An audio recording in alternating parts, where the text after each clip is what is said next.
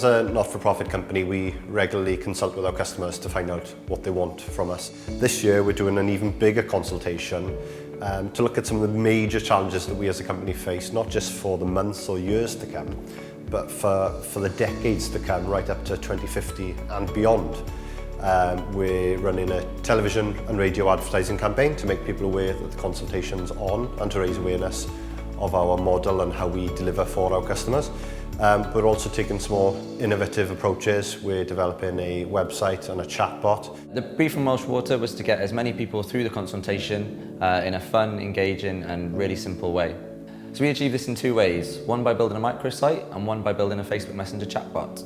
So the microsite is a really easy and super engaging way to complete the consultation. It's really simple to use. You just run through the questions with a little bit of animation, a bit of information about the topic, and then a simple question asking how important is this to you and your community.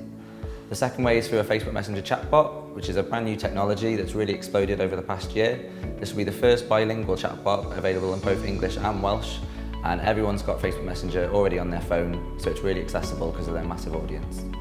So the consultation runs for 10 weeks and the views will help us form plans for the future. But the work doesn't stop there. We're continuously asking people for their views, and we've just launched an online community to make sure we're gathering views throughout the year.